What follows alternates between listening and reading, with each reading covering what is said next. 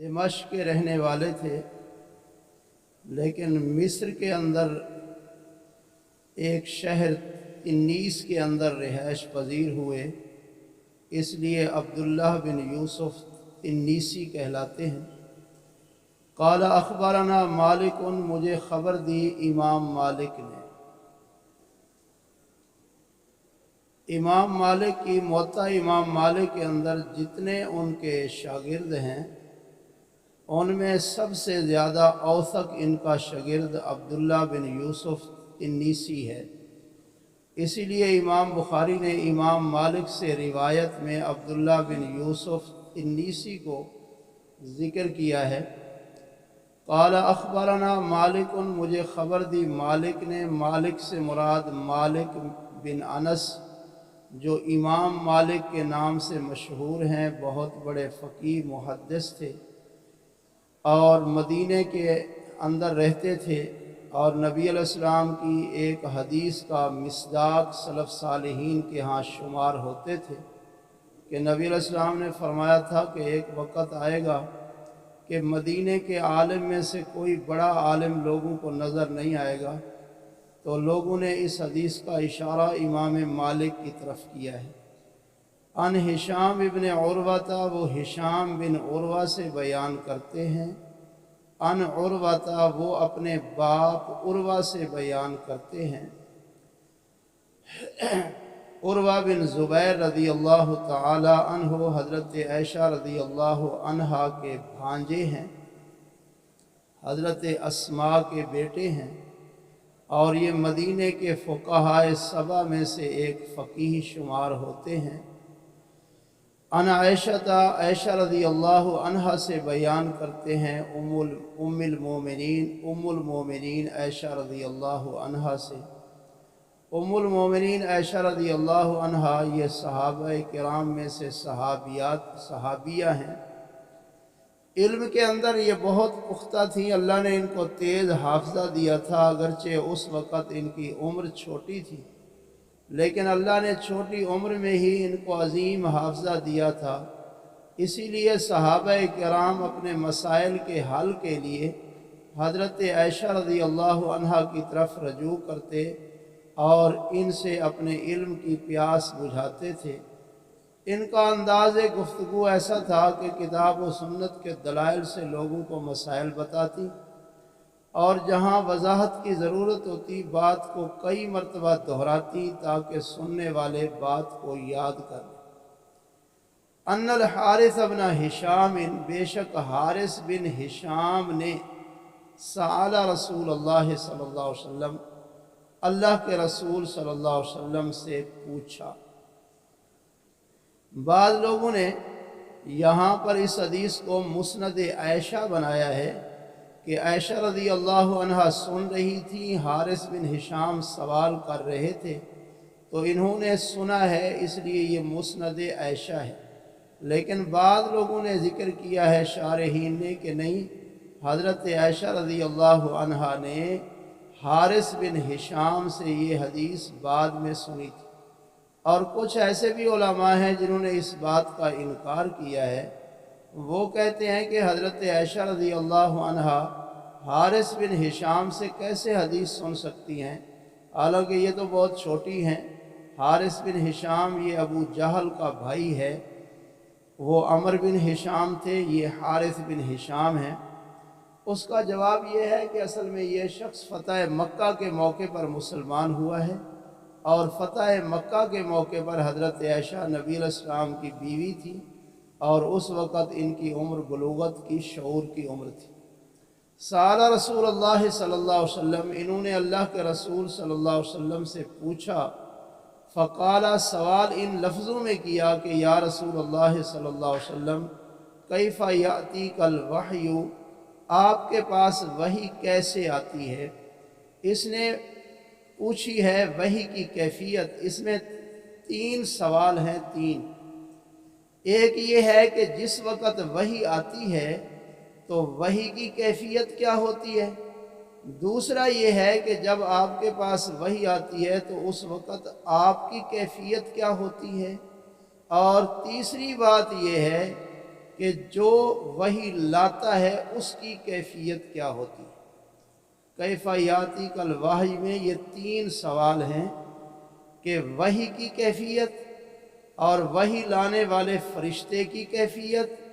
اور نبی اکرم صلی اللہ علیہ وسلم کی کیفیت جن پر وحی نازل ہوتی ہے۔ اس لیے اللہ کے رسول صلی اللہ علیہ وسلم نے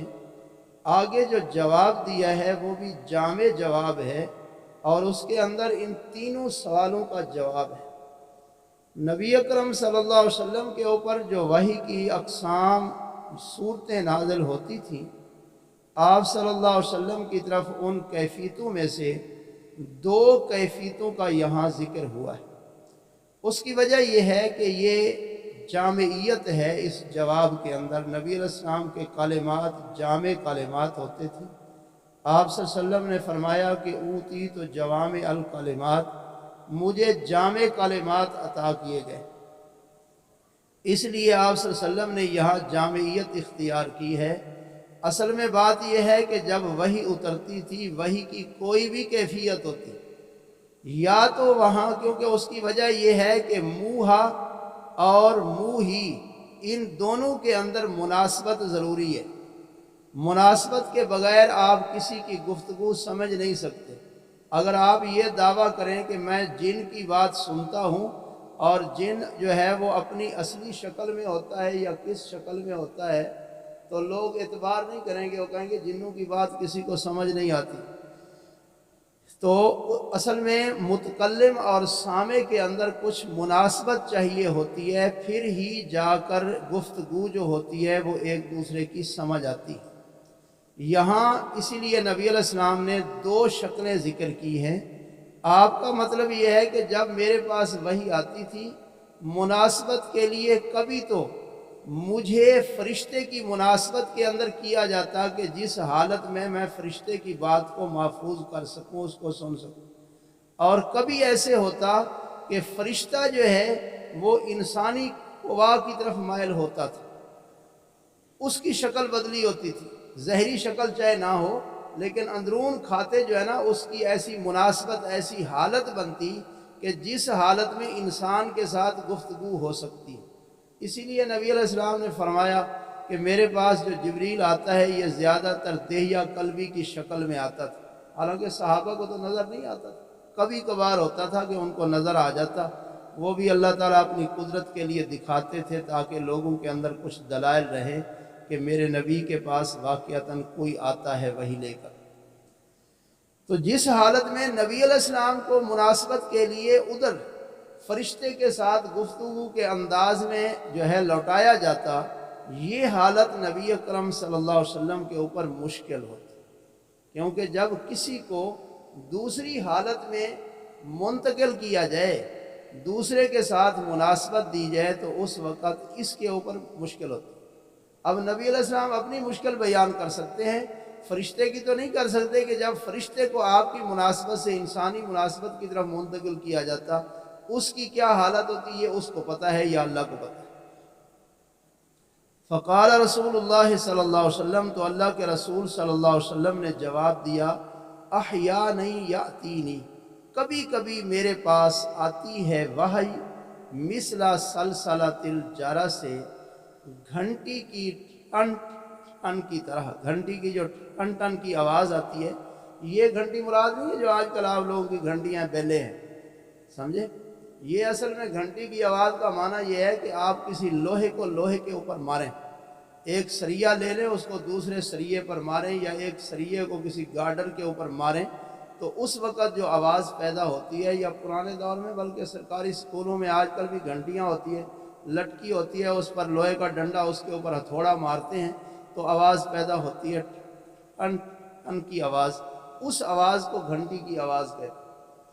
اس لیے نبی علیہ السلام فرماتے ہیں، احیانہ یاتینی،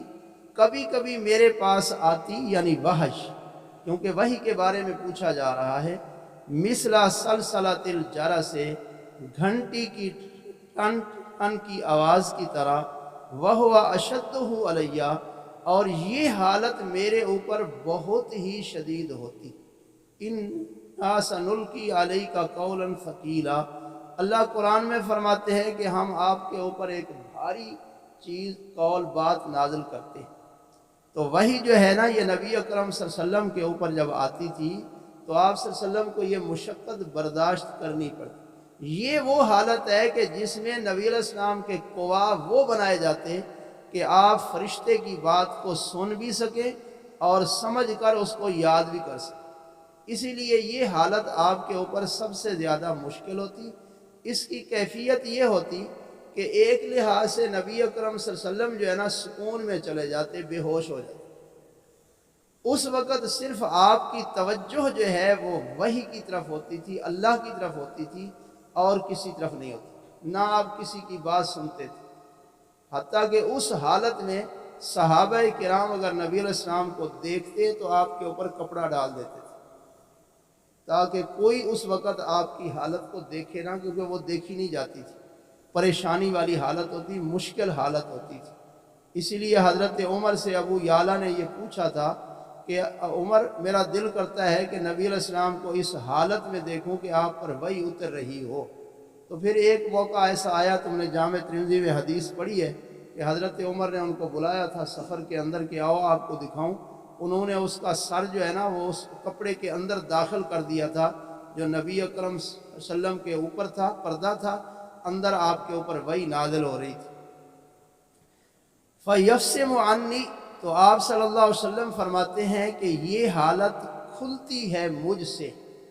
فَاسَمَ یفسم، فسم کا معنی ہوتا ہے ٹوٹنا اور کاٹنا، یعنی یہ حالت ٹوٹتی ہے مجھ سے۔ وَقَدْ وَعَيْتُ، اور تحقیق میں یاد کر چکا ہوتا ہوں، انہو آپ سے، ما قالا، جو فرشتے نے کہا، جو فرشتے نے کہا ہوتا وہ سب میں یاد کر لیتا۔ فَيُرْسِلَ رَسُولًا، کہ اللہ تعالیٰ کسی بشر سے جب کلام کرتے ہیں تو اپنا فرشتہ بھیجتے، یہ فرشتہ آتا تھا، یہ حالت ہوتی تھی۔ وَأَحْيَانًا، اور کبھی کبھی، تو یہاں احیاناً لفظ سے بھی معلوم ہوتا ہے کہ کوئی آدمی یہ نہ سمجھے کہ وحی کی جو کیفیتیں تھیں نبی علیہ السلام کی طرف وہ ساری اس حدیث میں بیان ہے، ساری نہیں ہے، ان میں سے صرف دو کی طرف یہاں اشارہ کیا گیا، اس لیے لفظ احیاناً آیا ہے۔ احیاناً، کبھی کبھی،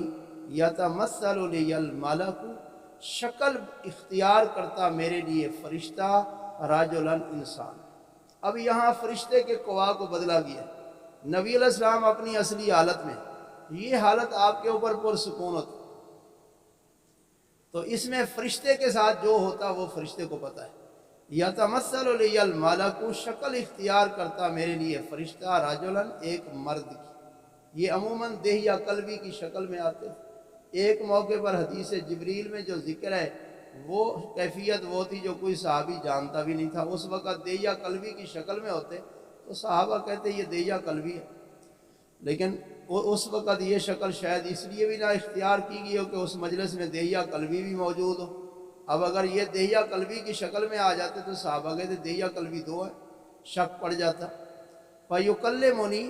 تو یہ فرشتہ مجھ سے کلام کرتا انسانی شکل میں۔ فَأَعِي مَا يَقُولُ، تو میں یاد کر لیتا ہوں جو وہ کہتا ہے،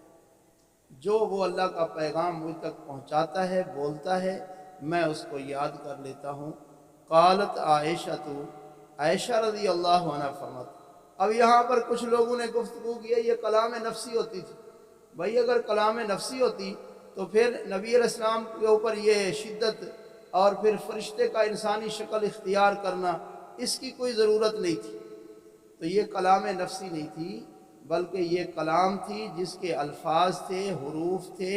باقاعدہ اس کی آواز ہوتی تھی جو نبی اکرم صلی اللہ علیہ وسلم سنتے تھے اور آپ یاد کرتے تھے۔ وَلَقَدْ رَأَيْتُهُ، عائشہ فرماتی ہیں کہ میں نے نبی علیہ السلام کو دیکھا اس حالت میں کہ ینزل علیہ الوحی، آپ کے اوپر وحی اترتی ہے، فی الیوم الشدید البرد، سخت سردی کے دن، موسم کی بھی سردی کا اور سردی پڑ بھی شدت سے رہی ہوتی تھی، اس حالت میں میں نے آپ کو دیکھا ہے کہ آپ کے اوپر وحی اترتی تھی۔ تو فَيَفْسِمُ عَنْهُ، یہ وحی آپ سے کھلتی وَإِنَّ جَبِينَهُ اور بے شک آپ کی جبین، جبین کا معنی عام مترجمین نے پیشانی کیا ہے، آپ لوگ بھی پیشانی کرتے ہیں، لیکن اہل لغہ اور محققین علماء اس بات کو نہیں مانتے۔ وہ کہتے ہیں انسان کا جو پیشانی ہوتی ہے یہ تو ایک ہوتی ہے، جبینیں دو ہوتی ہیں، اس لیے جبین کا معنی پیشانی کرنا وہ کہتے ہیں یہ ٹھیک نہیں ہے۔ یہ انسان کی جو کن پٹیاں ہیں اس سے اوپر والی یہ جو جگہ ہے ساری یہ جگہ، اس جگہ کو جو ہے یہ جبین کہتے ہیں، اس لیے انسان کی دو جبینیں ہوتی ہیں، ہر جاندار کی دو ہوتی ہیں۔ وَإِنَّ جَبِينَهُ اور آپ صلی اللہ علیہ وسلم کی کن پٹی سے اوپر والی جگہ جو ہیں لا يتفسد عرقاً وہ پھٹ رہی ہوتی تھی پسینے سے۔ فسد کا معنی ہوتا ہے رگ کا پھٹنا، یعنی اتنا شدت سے اتنا کثرت سے پسینہ بہتا جیسے رگ پھٹ جاتی ہے خون بہتا ہے، ہاں جی، یعنی ایسا ہوتا تھا، یعنی بہت کثرت سے جو ہے نا یہ پسینہ بہتا تھا۔ لا يتفسد کہ آپ صلی اللہ علیہ وسلم کی رگ جو ہے نا یہ کٹ جاتی تھی، پھٹ جاتی تھی، آراکن پسینہ بہانے میں، یعنی آپ صلی اللہ علیہ وسلم کی اس وقت رگوں سے یعنی اس جگہ سے کن پٹیوں سے پسینہ بہت کثرت سے بہتا تھا۔ تو یہ آپ صلی اللہ علیہ وسلم کی حالت تھی۔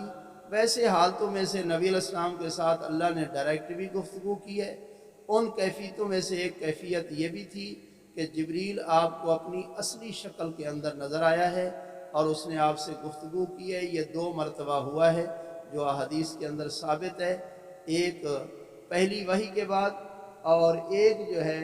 اس وقت جس وقت نبی اکرم صلی اللہ علیہ وسلم جو ہے نا معراج کے اوپر گئے تھے، آپ نے جبریل کو اس کی اصلی شکل میں دیکھا ہے، اس کے 600 پر تھے، اس نے افق کو ڈھانپا ہوا تھا۔ اور اسی طریقے سے نبی علیہ السلام کی ایک کیفیت یہ بھی ہوتی تھی کہ فرشتہ نظر نہیں آتا تھا، فرشتہ نظر نہیں آتا تھا، صرف آواز آتی تھی، آواز۔ یہ آواز بعض محدثین کہتے ہیں یہ اللہ کی آواز ہوتی تھی جو نبی علیہ السلام سنتے تھے، لیکن بہرحال یہ بھی ہو سکتا ہے کہ فرشتے کی آواز ہو، کیونکہ اللہ عموماً فرشتے کو ہی بھیجتے تھے اپنے انبیاء اور رسل کی جانب، نظر وہ نہیں آتا تھا۔ اور اس کے اندر جو ہے نا نبی علیہ السلام کو اور صحابہ جو آپ کے قریب ہوتے ان کو یہ آواز آتی تھی جیسے شہد کی مکھیوں کے اڑنے کی آواز ہوتی، ان کا چھتا اگر اڑ رہا ہو تو اڑ کر جا رہا ہو تو اس کی ایک آواز ہوتی ہے، اس طرح کی آواز کیفیت پیدا ہوتی تھی جس سے نبی علیہ السلام کو پتہ چل جاتا، قرب و جوار کے جو صحابہ ہوتے ان کو بھی پتہ چل جاتا کہ آپ کے اوپر وحی نازل ہو رہی ہے۔ لیکن کبھی کبھی ایسے بھی ہوتا کہ صحابہ کو بالکل پتہ نہیں چلتا تھا، وہ کیفیتیں آپ کے اوپر آسانی والی ہوتی تھیں۔ یہ بھی کئی احادیث کے اندر ذکر ہے کہ صحابہ کرام نبی علیہ السلام کو آواز دیتے لیکن آپ جواب نہیں دیتے تھے،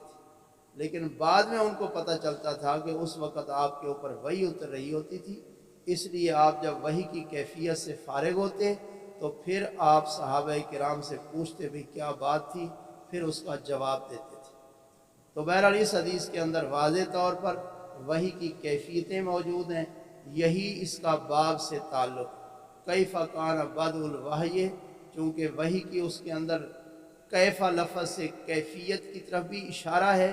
اس لیے امام بخاری نے یہ حدیث ذکر کر دی ہے تاکہ باب کے ظاہر لفظوں کے ساتھ بھی کچھ احادیث کی مناسبت رہے، چونکہ اس باب کے اندر میں نے آپ کو پہلے بتایا ہے جامعیت تھی، تو اس کے اندر ایک پہلو یہ بھی تھا کہ وحی کی کیفیت کیا ہے، تو اس میں سے یہ دو کیفیتیں یہاں ذکر کی گئی۔ ہاں جی،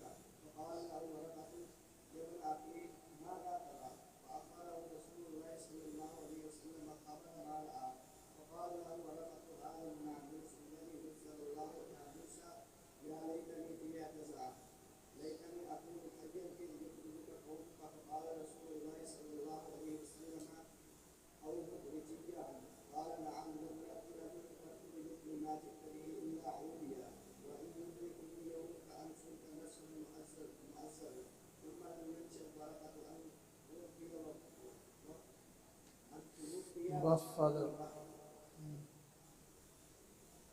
پڑھو آگے بھی ہے.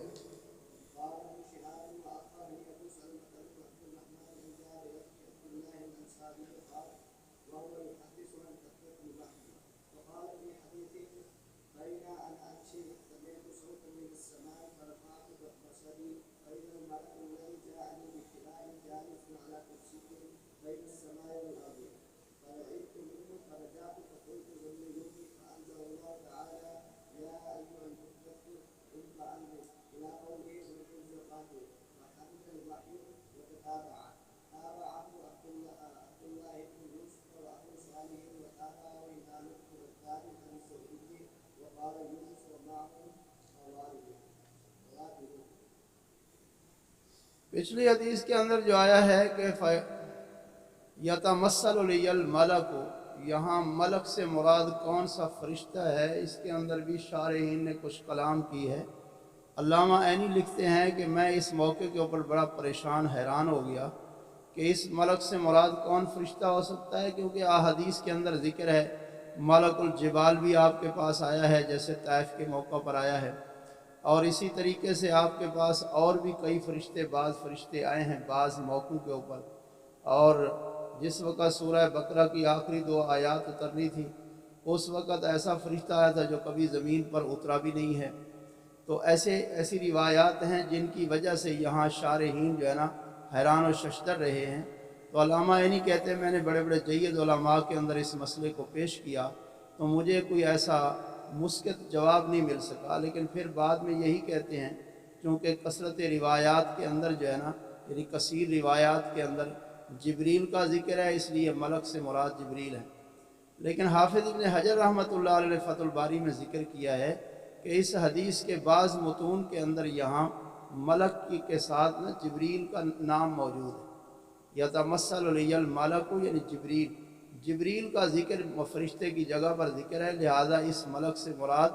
جبریل ہی ہے.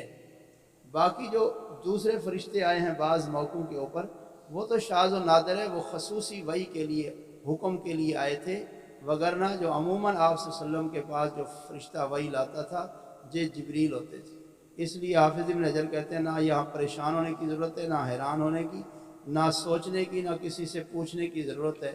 جب خود حدیث کے ایک متن کے اندر وضاحت موجود ہے تو وہی اس کی تشریح کے لیے کافی ہے. اب امام بخاری نے یہ تیسری حدیث ذکر کی ہے اس باب کے اندر کہ حدثنا یحیی بن بکیر قال اخبرنا اللیث عن عقیل عن ابن شہاب. حافظ ابن حجر نے لکھا ہے کہ ابن شہاب زہری کا شاگرد جب عین کاف یا لام اس مادہ کے ساتھ ہے تو اس کو عقیل نہیں پڑھنا چاہیے، اس کو ہمیشہ عقیل پڑھنا چاہیے، کیونکہ ابن شہاب زہری کا جو شاگرد ہے اس مادے کے ساتھ نام والا وہ عقیل ہے۔ ان عقیل ان ابن شہاب، ابن شہاب زہری جو ہے یہ بہت بڑے محدث ہیں، لیکن فقہائے احناف نے اور احناف کے جو اپنے طور پر ان کے فقہ کے بڑے بڑے امام اور محققین گزرے ہیں جنہوں نے حدیث کے اوپر بھی کام کیا ہے، تو انہوں نے ابن شہاب زہری کے اوپر بہت نقد کیا ہے، لیکن وہ نقد ایسا ہے جو بغیر دلیل کے ہے، اور اسماء اور رجال کی کتابوں کو جیسے انہوں نے پڑھا ہی نہیں ہے یا پڑھا ہے تو جان بوجھ کر ان سے صرف نظر کر لی ہے، تو انہوں نے اس کے اوپر حملے صرف اس لیے کیے ہیں کہ احناف کی فقہ کے خلاف نبی اکرم صلی اللہ علیہ وسلم کی جتنی صحیح ترین احادیث ہیں سندوں کے ساتھ، وہ اکثر ان میں سے ابن شہاب زہری سے مروی، تو اس لیے وہ کہتے ہیں کہ ابن شہاب کو ضعیف قرار دے دو تو تمہارے خلاف جتنے دلائل ہیں وہ سب کے سب ضعیف قرار پائیں گے، تمہاری بات اپنی جگہ پر معتبر رہے گی۔ تو یہ طریقہ ہوتا ہے لوگوں کا کہ وہ ہمیشہ مد مقابل کو جو ہے نا ان کی کوشش ہوتی ہے کہ اس کا کوئی عیب نکال لیا جائے، تو اس کا عیب نکال کر جو ہے نا پھر اس کی خوبیوں کو دفن کر دیا جاتا ہے۔ حالانکہ حافظ ابن حجر رحمۃ اللہ علیہ نے لکھا ہے کہ ابن شہاب زہری ایک ایسا حدیث کا حافظ ہے، محدث ہے، جس کے اوپر کسی بھی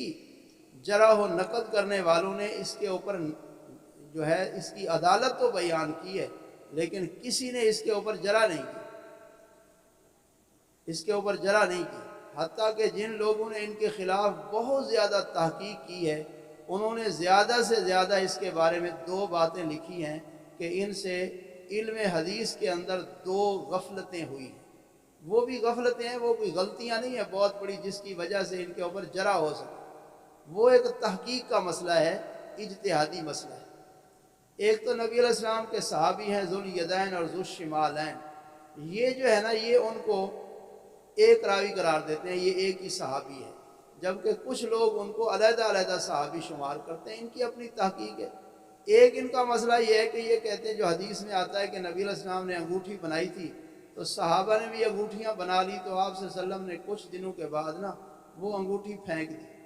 تو صحابہ نے بھی اپنی انگوٹھیاں پھینک دی۔ پھر نبی علیہ السلام نے ایک انگوٹھی بنائی تھی جو بطور مہر کے بنائی تھی، وہ آپ کے پاس زندگی کے آخری ایام تک رہی، حتیٰ کہ وہ ابو بکر کے پاس رہی، ابو بکر کے بعد عمر کے پاس، عمر کے بعد عثمان کے پاس، پھر عثمان سے بیر عریس کے اندر گر گئی تھی، اور پھر وہاں سے بڑی کوشش کے باوجود وہ ملی نہیں۔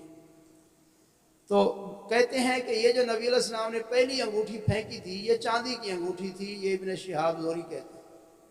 حالانکہ سنن ابی داؤد کے اندر واضح حدیث موجود ہے کہ وہ سونے کی انگوٹھی تھی، نبی علیہ السلام نے بعد میں چاندی کی انگوٹھی بنوائی تھی، لیکن یہ کہتے ہیں کہ جو انگوٹھی پھینکی کی تھی وہ بھی چاندی کی تھی۔ ان کے نزدیک گویا کہ یہ تھا کہ نبی علیہ السلام نے بعد میں جو انگوٹھی بنائی ہے نا وہ بطور انگوٹھی کے زیور کے نہیں بنائی، زیور کے لیے جو آپ نے انگوٹھی بنائی تھی وہ آپ نے پھینک دی تھی، اس لیے یہ گویا کہ مردوں کے لیے زیور پہننے کے قائل نہیں تھے اس لحاظ سے، لیکن انہوں نے اتنی وضاحت نہیں کی، بہرحال ان کی گفتگو سے ایسے معلوم ہوتا۔ ان کی صرف تحقیق اتنی ہے کہ نبی علیہ السلام نے جو انگوٹھی پھینکی تھی وہ چاندی کی انگوٹھی تھی، جبکہ حدیث کے اندر ذکر ہے اور جو شارحین نے ذکر کیا اپنی تحقیق سے انہوں نے یہی ذکر کیا ہے کہ نبی علیہ السلام نے جو انگوٹھی پہلے پھینکی تھی جس کے اتباع میں صحابہ نے بھی پھینک دی تھی، وہ انگوٹھیاں اصل میں سونے کی تھی اور سونا حرام ہو گیا تھا،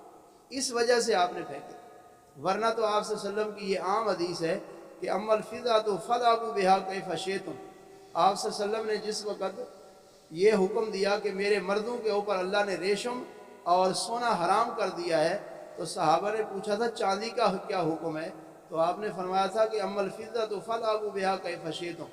جو چاندی ہے نا اس کے ساتھ جیسے تمہارا دل کرے کھیلتے رہو، اس کے لیے تمہارے اوپر کوئی پابندی نہیں۔ ان عروہ بن زبیر، عروہ بن زبیر سے بیان کرتے ہیں، یہ حضرت عائشہ کے بھانجے ہیں، ابھی بات گزری ہے۔ ان عائشہ ام المومنین رضی اللہ عنہا انہا قالت، عائشہ رضی اللہ عنہا فرماتی ہیں، اول ما بدأ بہ رسول اللہ صلی اللہ علیہ وسلم، سب سے پہلی جو اللہ کے رسول صلی اللہ علیہ وسلم کے ساتھ آغاز کیا گیا، من الوحی، وحی میں سے، جو آپ کی طرف وحی اترتی تھی، وحی کی صورتوں میں سے سب سے پہلی صورت اور سب سے پہلی کیفیت جو آپ صلی اللہ علیہ وسلم کی طرف اپنائی گئی وہ تھا الرؤیا الصالحۃ فی النوم، نیند کے اندر خواب کا آنا۔ ویسے نبی علیہ السلام کو عالم بیداری میں بھی خواب ہے،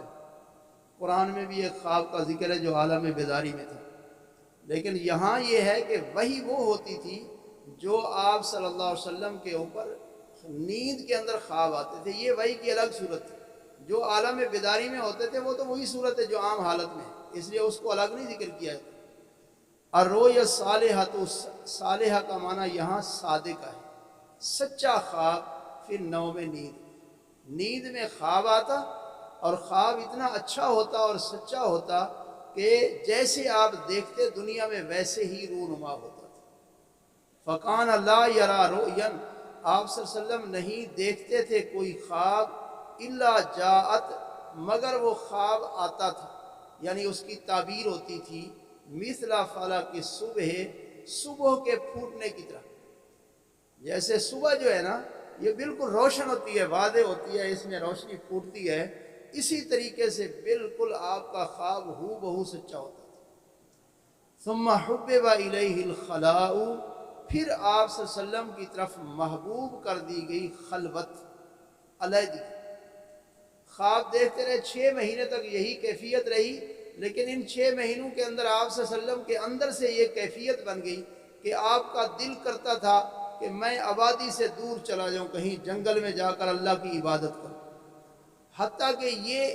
اتنی شدت سے محبت پیدا ہو گئی کہ آپ صلی اللہ علیہ وسلم جو ہے کیا ہوا کہ خلوت کے لیے بالکل تیار ہو گئے، آپ غار حرا کے اندر چلے۔ غار حرا میں جو آپ کے جانے کا انداز تھا وہ ادھر حدیث کے اندر موجود ہے۔ ثم حبب الیہ الخلاء،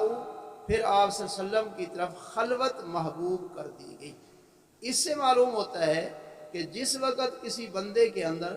اللہ کی محبت پیدا ہوتی ہے اور پھر اس کا دل کرتا ہے میں اپنے رب کے ساتھ باتیں کروں، تو پھر اس کا دل یہ بھی کرتا ہے کہ میں علیحدہ ہوں خلوت میں۔ اس لیے اللہ کے ساتھ جو بندہ خلوت میں باتیں کرتا ہے تو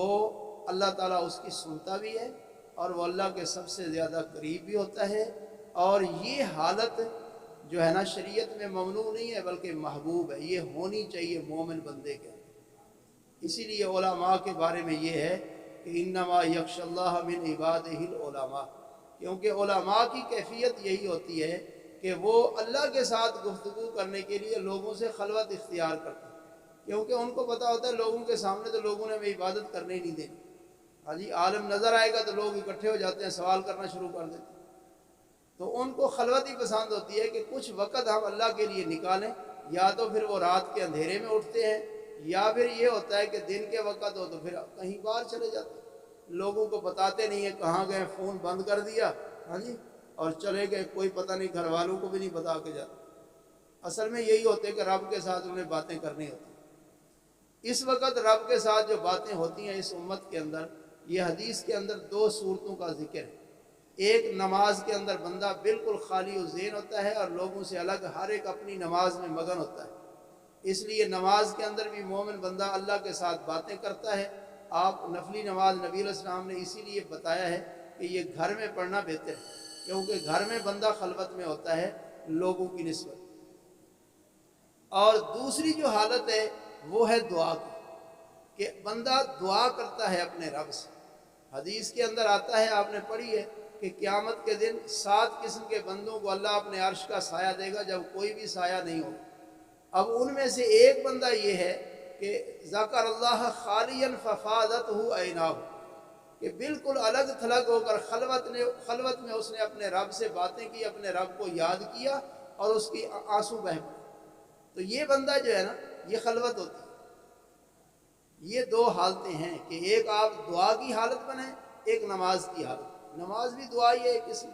لیکن وہ خاص عبادت ہے، اور یہ دعا عام ہے، آپ بیٹھ کر بھی کر سکتے ہیں، لیٹ کر بھی کر سکتے ہیں، ہاں جی، آپ جو ہے وہ کھڑے ہو کر بھی کر سکتے ہیں قیام۔